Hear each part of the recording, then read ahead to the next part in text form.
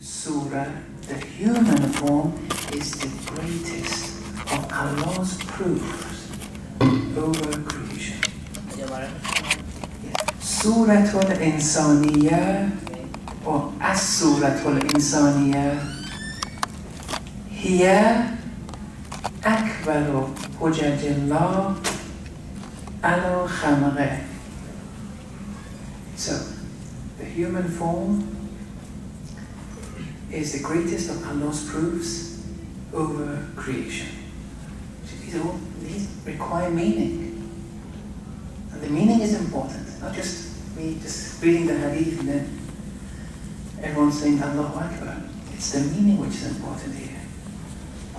What is this human form? And then it says wahiyah.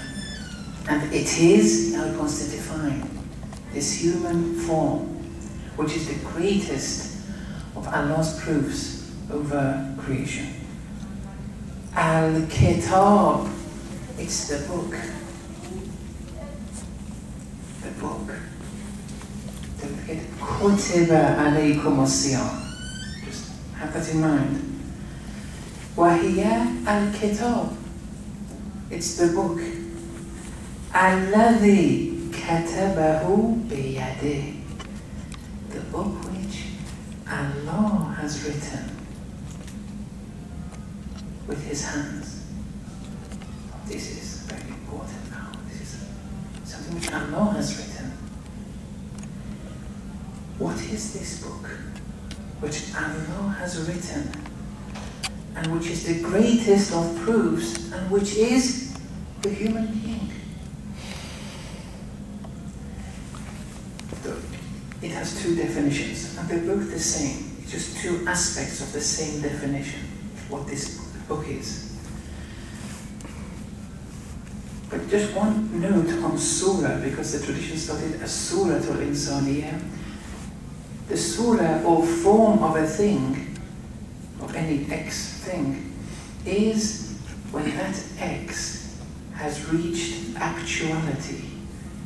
It's exited its potential state and it's reached its actual state. So the surah or form of an apple seed is the fine fresh apple. That's the surah of the apple seed, or of apples in general. But once it decays, no. Or even before that, when it's a seed, growing plant and all that, no. This, yeah, if you have a question. Allah subhanahu wa ta'ala in the hadith said, Allah created insan ala surati. So which one is that? Yes, I was going to say that, but you're stealing my words now. Yes, I sound, but well done, yes. I'm coming to that, yes. Well done, yes. Yes, where was I? صلوا على محمد وآل محمد.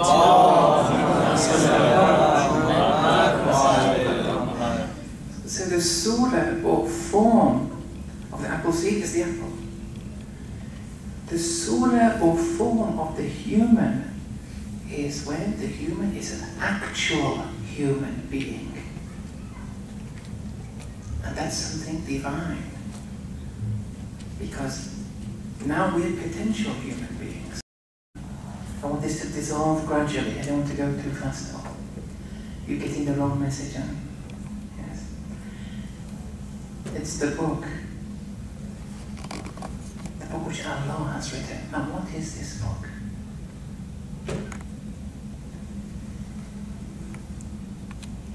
It's a book which each one of us has inscripted within us. And that's the fitrah. Or you can say it's the soul, the spirit, the essence of what we are. It has a kind of hardware. With that hardware, the fitrah,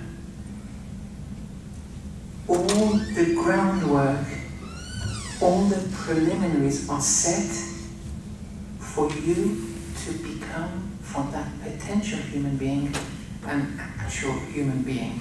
Everything is there though. Allah's written it. Allah has given that divine code to our neighbor right in this book of existence, which is the greatest of Allah's proofs of the creation. Now, this potential has been described in different ways in our traditions. This is what the brother was alluding to. One tradition, I'll mention this tradition first, so is relieved. إِنَّ اللَّهَ خَلَقَ آدَمَ عَلَى صُورَتِهِ. Allah has created Adam, and Adam means us too, descendants of Adam, based on his image, Allah's image. The Christians have this tradition too. We have it too. I don't know how they interpret it. Maybe they interpret it like us. But what this means, Allah has a number of attributes. You have the potential, because these attributes are inscripted in you also. You have the potential.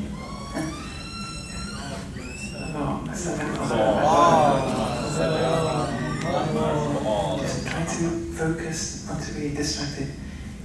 You have the potential too to acquire all those attributes of Allah subhanahu wa ta'ala. He's created you in His image. All the attributes that you can acquire them too. And that's the definition of aura, but proximity. But we don't want to go there yet. Other traditions, مَا خَلَقَ اللَّهُ شَيْئًا أَشْبَهُ بِهِ مِنْ آدَمٍ. Allah hasn't created anything more like Himself than the creation of people, Adam. We are the most similar to Allah subhanahu wa ta'ala. Everything, whatever is a manifestation of Allah's attributes. One or two of them, three of them, four of them. We, though, as humans, have been encoded with a book, and we are the book. And this book has the potential that we can acquire all those attributes, not only one or two. إِنَّ اللَّهَ خَلَقَ آدَمَ وَأَوْلَادَهُ عَلَى صُورَةِ الرَّحْمَنِ. Allah has created Adam and Adam's descendants based on His image of Ar-Rahman, which is an incredible attribute, because it means universally merciful. We have that potential. But then that same book, another aspect of it, and that's what really is important for us today in this world, is this book needs writing in. It needs a writer. This book has to be filled in order to reach that Suratul Insaniyah. That writing occurs in this world. Inna dunya mazlatul akhirah. The world is the hereafter's farm.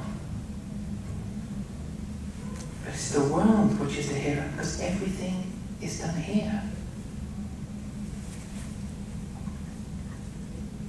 The form is you, that book of existence. The farmer is you, the agent who's doing the acting. The seeds are you, your actions. So this book of existence, which is Suratul Insaniyah, needs writing. And that's what we have to do. Kutiba alaykumus siyam, written upon you, the soul, the book of existence, written upon it is fasting. Fasting is part of that code within us, that hardware. You act, you write in the book, you fast, and you will be more and more closer to become a true human. Okay, now this actualizing is difficult. There's no doubt about it. It's something very difficult to open form, for it to manifest, for it to be actualized. We all just have to strive towards that. We may never get there, it's okay, as long as we're on the path of striving. We just have to abide by the protocols of that hardware. And those protocols is called religion. And siyam, fasting, is just one aspect of that. But it's an important aspect that this verse was referring to. Now, Allah subhanahu wa ta'ala, because I said it's very difficult to actualize that book of existence. But Allah has given a commentary, and He has manifested this book of existence for us. And the result of Allah's commentary, Allah's manifesting that book of existence of us, for every human being, when Allah gave a commentary of it, the result was two things: the Holy Quran and the cosmos. Whatever's in the Quran, whatever's in the cosmos, are manifestations of Allah's attributes, all of them. And all those are in that book of existence which lies within each and every one of us. You want to know who you are? If someone asks you, what is man? What is human? Just say, look at the Quran, look at the cosmos, and that's me. Now, yes, I may be an animal in action, I may be weak, but that's the potential man has. Being the Quran and being the cosmos. That's why the cosmos can't exist without the Imam. There has to always be an Imam on earth. It doesn't make sense without an Imam. So you discover that in a book, and you write in it properly, according to protocol, the result is the Quran. The result is Allah subhanahu wa ta'ala.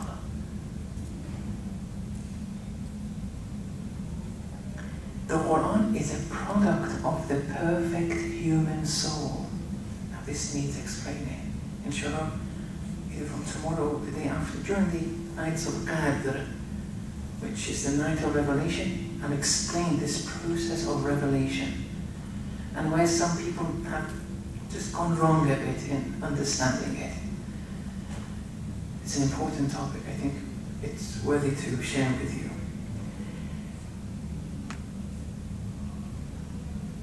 But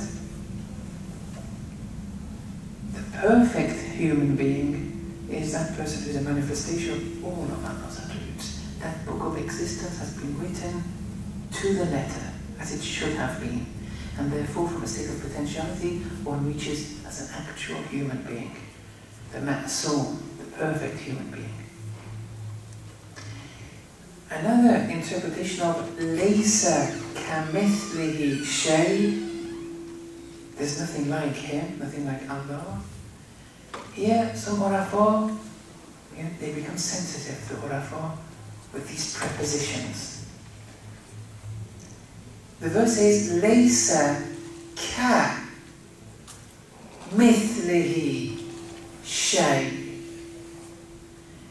It should be translated like this: there's nothing like Allah's like. That's the definition, translation. What happens usually in the Qur'ans and the translators, they say there's nothing like Him. They don't translate the kaf. They don't translate the ka. Ka means like. Mithl means like. Laysa ka mithlihi shay. But they translate there's nothing like Him. So we ask them, what's the kaf they're doing? The preposition kaf. That means like too. They say that just emphasizes. It's an emphatic, superfluous preposition, emphasizing the myth. So there's nothing like Him, nothing. But some Urafa say, no, there's no need to do that. What you want to emphasize. Use it, it has a meaning. Suddenly the translation becomes different. There's nothing like Allah's like. Who is Allah's like? The perfect human being, the Ma'soom. There's nothing like the Ma'soom. And in our time it was the Holy Prophet Muhammad sallallahu alayhi wa sallam. He was revealed the Quran, a product of that great soul. And then suddenly every year the Quran is revealed. Who is it revealed upon? It has to be through the perfect human being.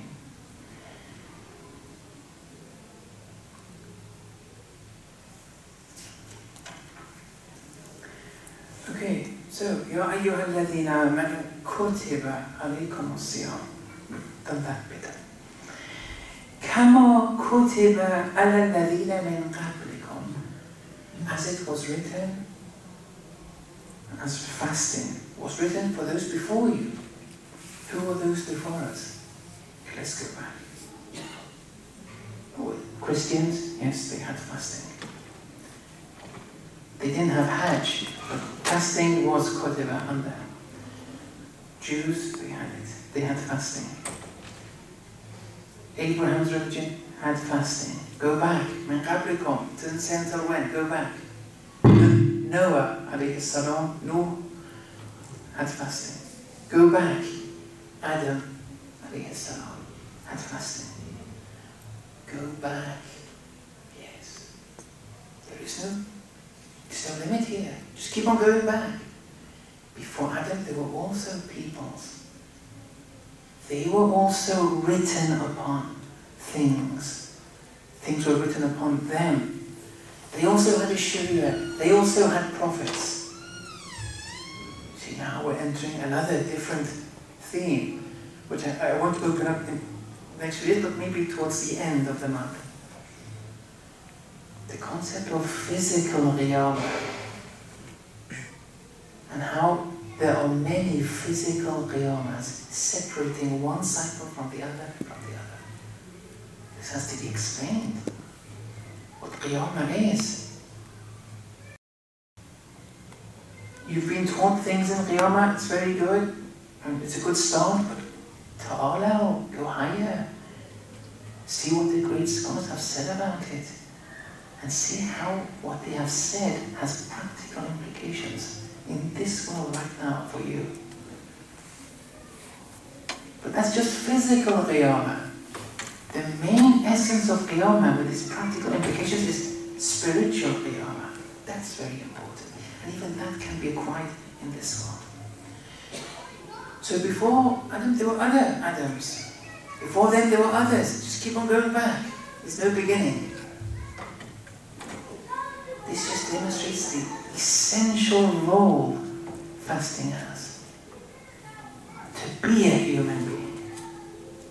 Okay, so I'll stop with that clause for now, but we'll come back to it.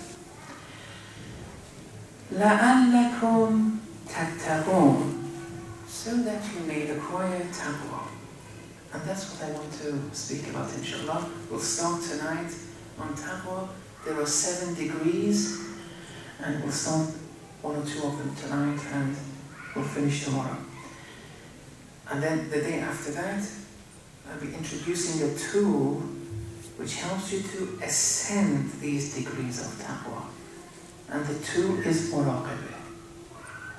That requires, I think, 2 lectures. I have spoken about it in other places, but not in detail.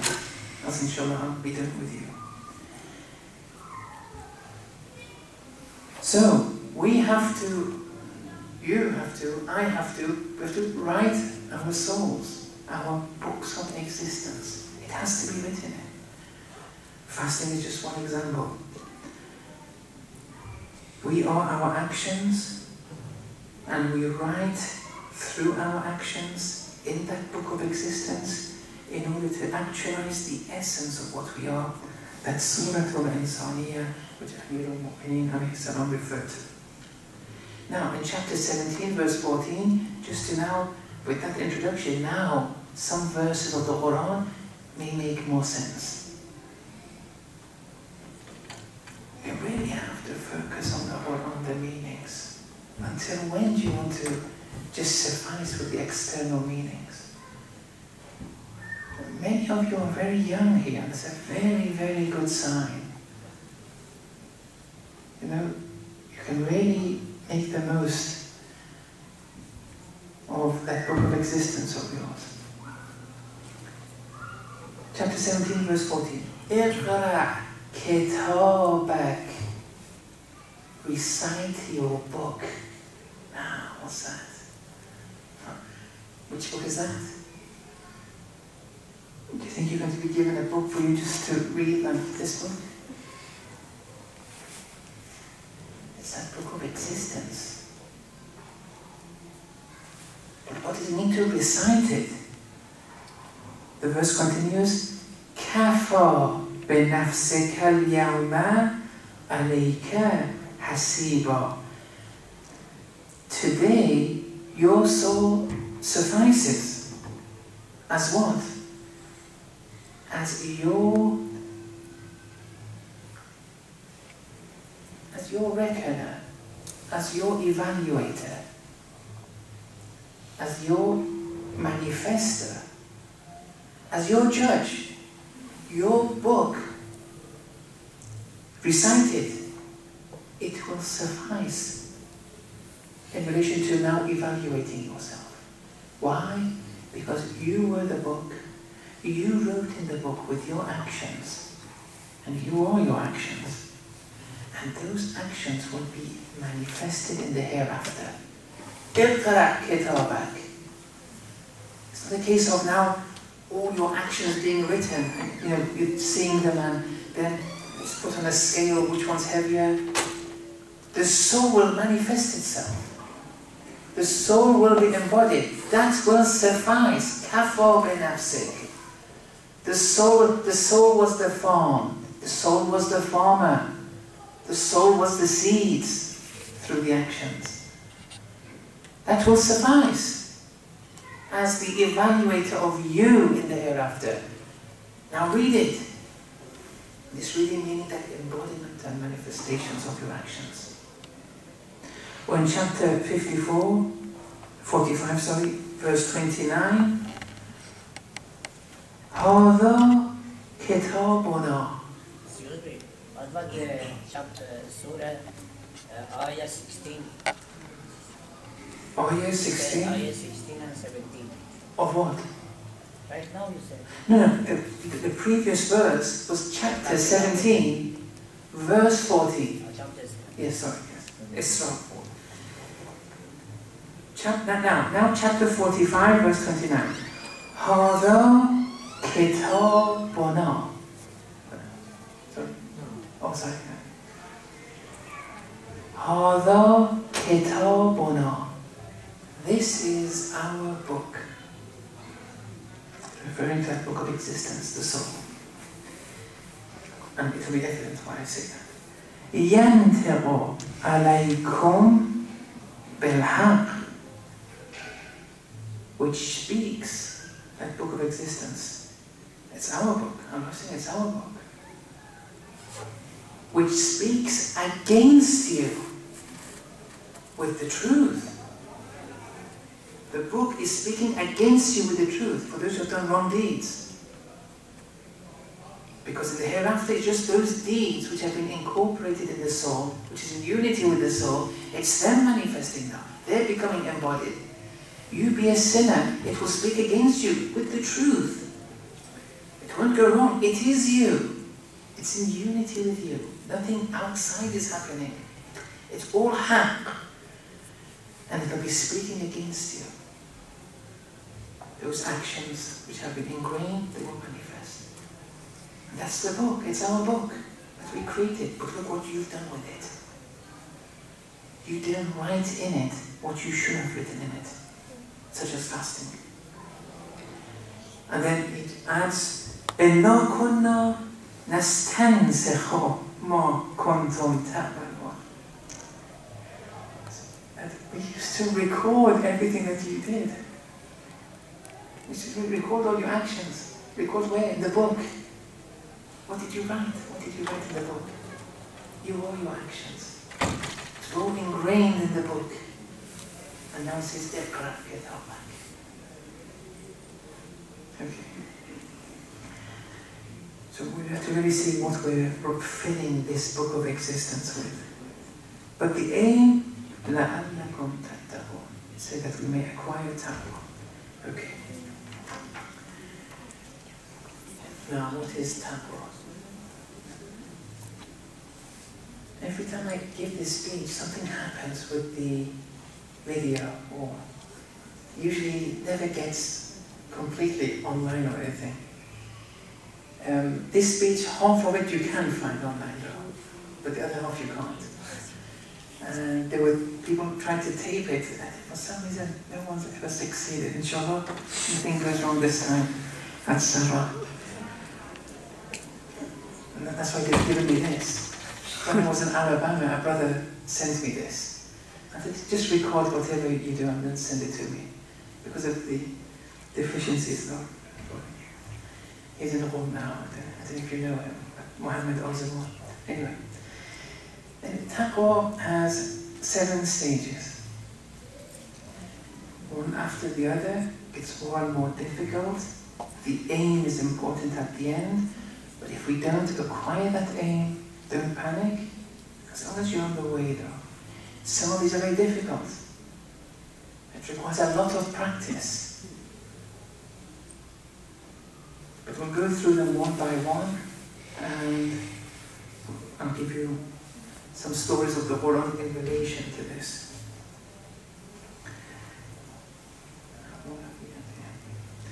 Someone tell me if I'm going overboard or anything. So I'll just continue speaking until someone tells me to stop. So the first degree of taqwa is, and taqwa means, being kind of immunity, being immune from something. Every time you hear the word taqwa, 2 dimensions of this being immune has to spring to mind. And with every stage here, these 2 dimensions have to be talked about. One is a refraining aspect, and the other is a controlling aspect. So with each degree of taqwa, you're refraining from something, and at the same time, you're controlling yourselves with something else. That's important to bear in mind as an introduction. In the first degree of taqwa, it's the Sharia, as always. Never underplay with the Sharia. It's something so important. If you can, whoever your manager is, 5 or 10 minutes a day, go to their sites, and usually they have English question and answer sections every day though, for 5 minutes, and go and read some of the fatwas which are, related to you at least. Try and make a bond with the Sharia. It's important. I know many scholars today, they can't present the Sharia to the youth in an exciting way. And it can become very boring just listening to someone just keep on giving a set of rules. Half of it may not even apply to you. The other half of that you don't understand. What remains, yes, it's important. 5 minutes a day on issues, and if you still don't understand the English, well, email people. Alhamdulillah, the Bay Area has produced many good scholars. Recently I met with Mirza Abbas during the camp, very good scholar. Ask him, email him. He's from the Bay Area, he's one of you. He was brought up with you. And then the British stole him. We have Sheikh Salim, Ali, Yusuf Ali, very good scholar. I think Brother Mehdi also, there was a brother, yes, but he went also somewhere else. So, you have good scholars, people have been produced here, alhamdulillah. Speak with them, they want of you. And inshallah there'll be more and more. But Sharia is important. So here, we're refraining from the sins, the Sharia sins, the chemical sins. And here, we're controlling ourselves with the wajibat, the obligatory actions. This is taqwa of the first degree. And although it's the first degree, it's a pivotal degree without which you can't ascend. But it's the letter of the law. If you act by the Sharia wholeheartedly, and as it should be abided by, the inner dimensions of the Sharia, which is tariqa and haqiqa, will come into play, will be facilitated at least. But that's just the letter of the law, though. There are many people who do all the wajibat, refrain from all the muharramat, but they have very bad ethics. Very, very bad. And I'm sure everyone has come across such people. So it's very foolish to think the letter of the law will be sufficient. And even if they give you a heaven as a result of abiding by the letter of the law alone, it's going to be a recreational heaven. A materialistic, recreational, the houris, the food. It's exactly. Someone said in a home, they said, here's your stable, for example. That's still an animal, though. You'll be given heaven, but you're still an animal. You have to go much higher than this. That was the first. And since I've spoken about the Shura quite a bit on different occasions, I don't think it's necessary for me to open anything new here. But then, this has to be mastered, though. The better you master this stage, the more easy it will be to ascend with the other stages. Now, the next stage becomes a bit more complicated. Now, don't panic, let me explain everything first. And then, here, in this second stage, you refrain from even the canonical halals. You refrain from that. Except that which has to be done out of necessity. Now, this is something incredible. What do you mean refrain from all the halals? It means this classification is a classification given by a Sufi of a Shia Sufi of over 700 years ago, Sayyid Haydar al-Muli. He has this tafsir. It's a very good book. If you can get taught it, it's something very useful. He gives this classification there. So here you're refraining from the halals, except if it has to be done out of necessity. Food has to be eaten. Okay? You can't die. So out of necessity you eat it. But the delicate point here is this, though. With all these actions, with all these halals, if you do it whilst recalling Allah, that's okay. Do as much as you want. The halals which you're asked to refrain from here are the halals, like, walking, drinking, studying, working, all these are halal. There are many things in Islam that's halal. But it doesn't mean, one can do all those things and there'll be no Allah in the picture. Playing football, there's no Allah in the picture, usually. But if you bring Allah in when you play football, when you work, when you study, when you eat, when you drink, that you don't have to refrain from those halals. But actions where there's no Allah, and it's halal though, but there's no Allah in the picture, refrain from those, except if it has to be done out of necessity. When you eat, you usually don't recall Allah. But now you have to, you're starving. You're going to harm yourself, it's okay. You can eat because it's necessary, even if you don't recall Allah.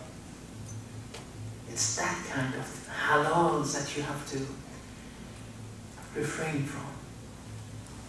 And that's why Islam has given a dua for everything. Just look at the texts. Coming out of the house, there's a dua.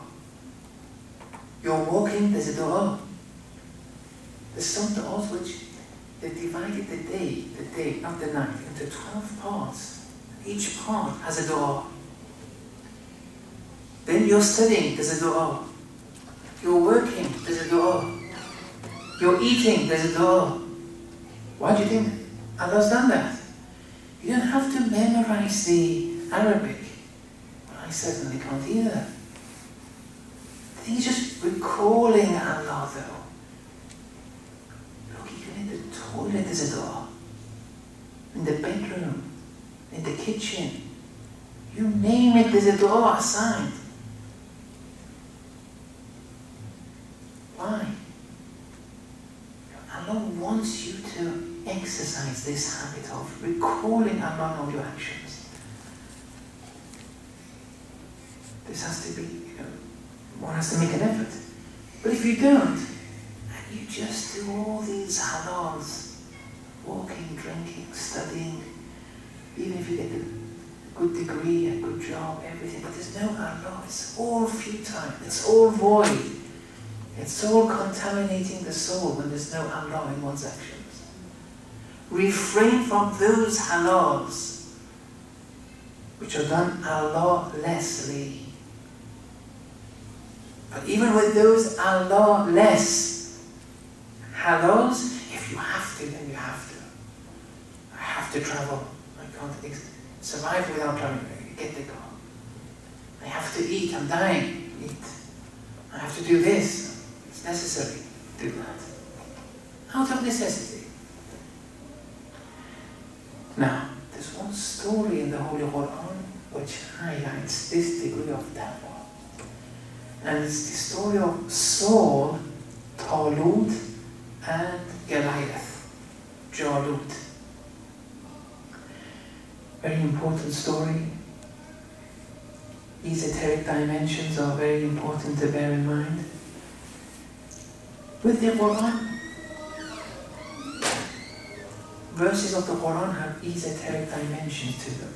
As they say in Arabic, butun. They all have esoteric dimensions. The Ma'asum has to open those esoteric dimensions for us. And they have in many verses. The scholars, though, are free to explore, and with the help of the logic of traditions and other verses of the Quran, they can speculate on those esoteric dimensions, but they always have to say, maybe this is the case. And Imam Khomeini's quoted hadith, you just read the first chapter, you see many times he says, maybe this is the case. Maybe. So I'm not saying this is definitive. But this one is something which many scholars have spoken of. فَلَمَّا فَسَلَ طَالُوتُ بِالْجُنُودِ. And when Saul set out with his troops, Saul was a man of God. He wasn't a prophet, but he received revelation. It was very divine. And in his army was Prophet Dawood alayhi salam. Saul set out with his troops, wanting to fight against Goliath. قَالَ إِنَّ اللَّهَ مُبْتَلِيكُمْ بِنَهَرٍ. Verily Allah is testing you by means of a stream, a river, a stream. Then the external story, as history has it, different reports of history, which is good to know.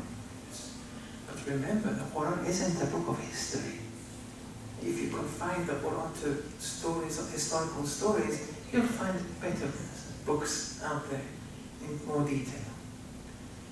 And that's a pity if you just confine this story to a story in history. That's why it's important that these stories all have a hidden agenda behind it.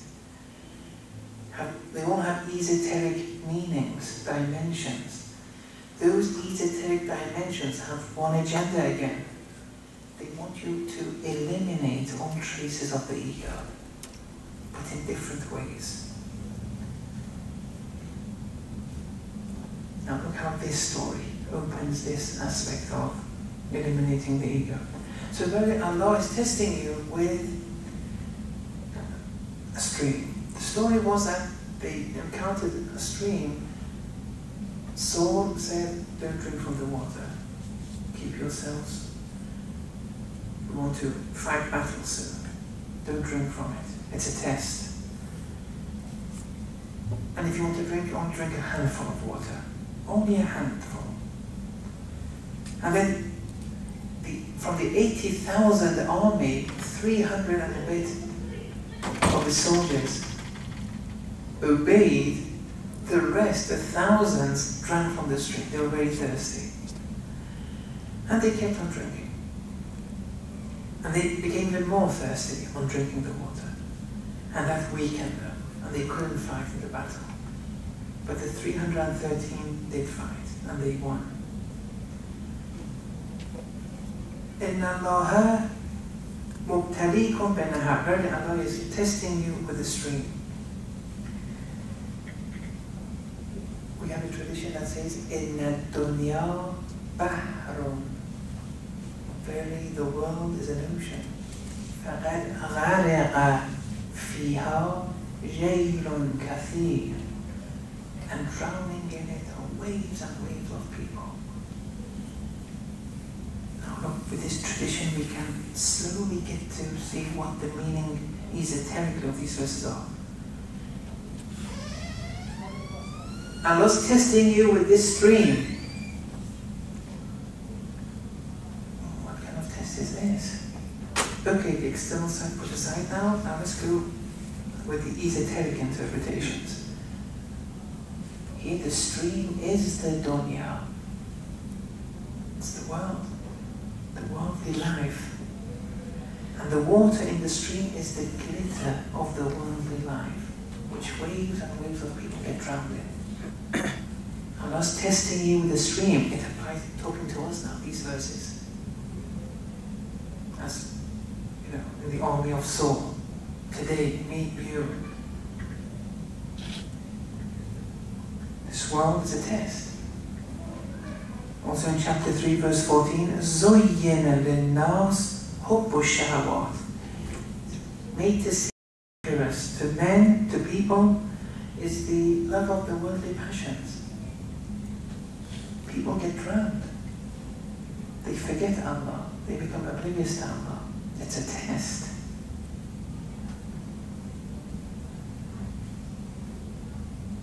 The verse continues. فَمَنْ شَرِبَ مِنْهُ فَلَيْسَ مِنِّي. Whoever drinks from it is not one of us. It's not one of mine. Allahu Akbar. See, you want to be on the party of Allah, on the side of Allah's party? It becomes difficult. Can't get drowned in the worldly life. The world is a test. In one verse of the Quran, إِنَّا جَعَلْنَا مَا عَلَى الْأَرْضِ زِينَةً لَهَا. We've assigned whatever is on earth as an adornment for it. لِنَبْلُوَهُمْ أَيُّهُمْ أَحْسَنُ عَمَلًا. To test them, to see which ones are the better, which ones act better. But whatever's on earth, the world, is a test.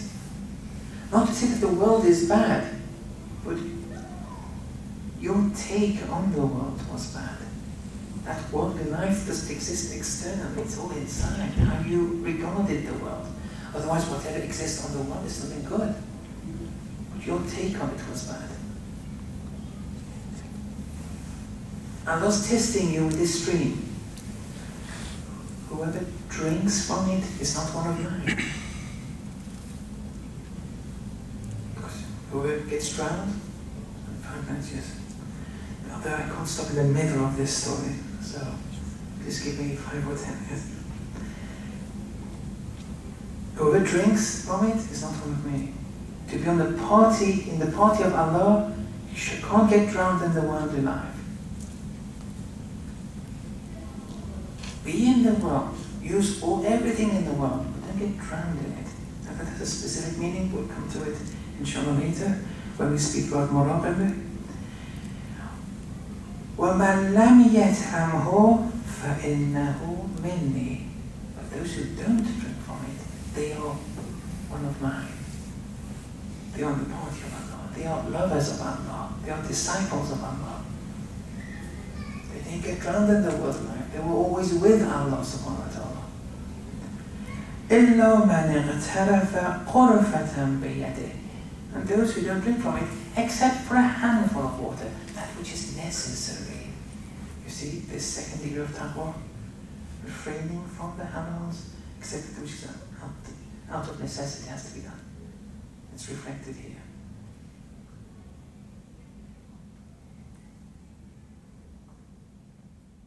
فَشَرِبُوا مِنْهُ إِلَّا قَلِيلًا مِنْهُ.